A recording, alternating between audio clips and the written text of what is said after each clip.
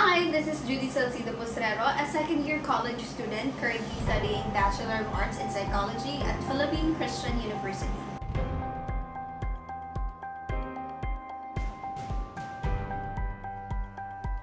The Republic Act 1425, also known as the Rizal Law, was a law signed by President Ramon Magsaysay. This mandates and requires schools in the Philippines to include the writings, works, and life of Jose Rizal on all the curriculum of universities and schools. The main reason behind this law, as shown in the first section of this bill, this Republic Act calls for an increased sense of nationalism from the Filipinos during a time of dwindling Filipino identity. It aims to deepen the sense of nationalism and freedom of the people, especially of the youth. We all know that indeed Jose Rizal is the face of Filipino heroism. Many historical books and accounts narrate his heroic acts during the Spanish colonization in the Philippines, a time when the Filipinos were abused, oppressed, and exploited not only physically but also with their moral rights. Rizal's acts paved way for the independence of our country, the Philippines. And so, because of his great contributions, we honor him by remembering what he did for us, the future generations. When this bill was still being proposed, it became very controversial, more so when it was signed and was already approved. Also known simply as the Rizal Law, RA 1425 was written by Jose P. Laurel and started out as a Senate Bill number 438, filed on April 3, 1956 by the Committee on Education. The bill that was considered as basis for this act was the Noli Fili Bill, written by Senator Claro M. Recto, which makes the reading of these two novels, the Noli Me Tangere and the El Filibusterismo, a compulsory. However, this was met with a great opposition from the Catholic Church. So this is the part where the Catholic Church already raised their concerns against this law that was being proposed by the Senate. It raised controversies, especially from the religious sector, as they claim that this is an attempt to disrepute Catholicism.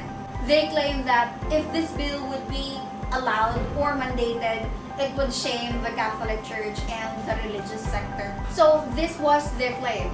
On the contrary, the reason of the proponents of this bill for pushing the enactment of the Rizal Law is for Filipinos to appreciate, embody, and remember the works of Rizal by honoring not only Rizal itself, but also our heroes who died fighting for our freedom. So yes, although this law was named after Rizal himself, but this doesn't mean that this law solely focuses on him. It also highlights all the national heroes both known to us like Emilio Aguinaldo, Andres Bonifacio, Apolinario Mabini, and those that are also unsung. The heroes that were ordinary people who did heroic acts for the Filipino people as well, and what they sacrificed and contributed to our country and its peace.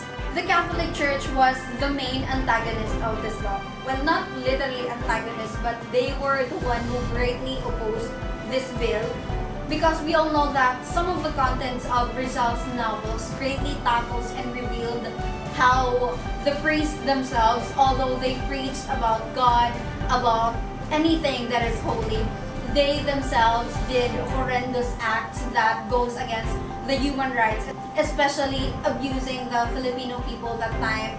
There were all kinds of criminal acts that happened during that time. Rape, abuse, corruption, and many more. And the sad thing about that was it was the priests that did some of those. And it all happened during the Spanish colonization, and we cannot deny that. However, those who opposed argued that this bill would violate the freedom of conscience and religious expression of the people. According to the letter submitted by the Catholic Bishops' Conference of the Philippines, also known as the CBCP, Rizal violated the church laws, specifically the Canon Law 1399, which forbids books or ridicule any of the Catholic dogmas or which defend errors condemned by the Holy See. Not only that, they also argued that among the 333 pages of the Noli Me Tangere, Only 25 pages of the novel are patriotic, while 120 pages are anti-Catholic.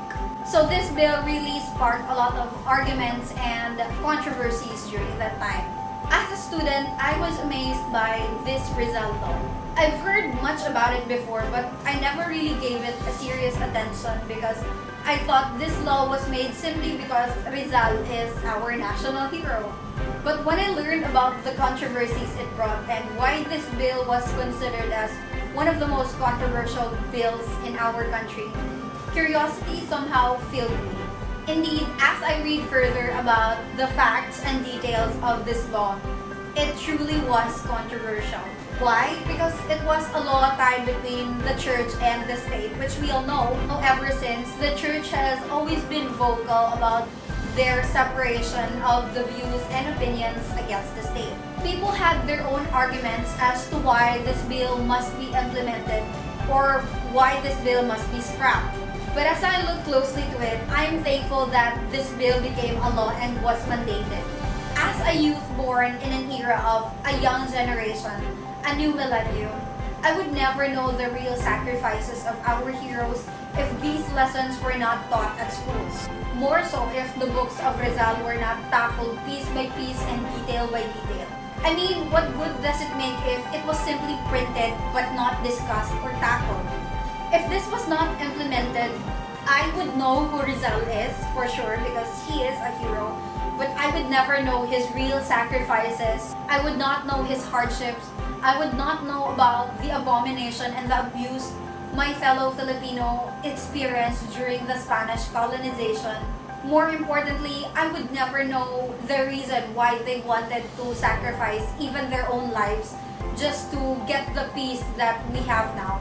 I believe that the Rizal law does not violate our freedom of conscience and religion, but rather an awakening and a reminder of what we went through and what they went through in order to achieve this freedom and peace we have now.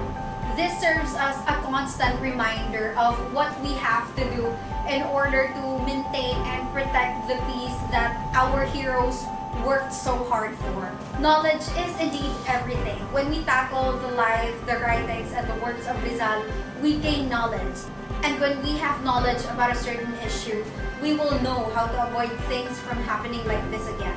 I personally think that the fight that Rizal ignited is still happening nowadays. Corruption, abuse, power tripping, and more, you name it, they are still happening. And because of the Rizal law, we, the youth, will be more equipped with knowledge on how to combat issues like this. We will not just stand down and simply do nothing. And although Rizal may be long gone, but he will be remembered for a lifetime of generations. Not only his name will be remembered, but also the lessons that he taught us through his life, his works, and his writings. And I think that is the essence of the Rizal law. That is how the Rizal law makes a difference. That's all I have to say. Thank you so much for listening.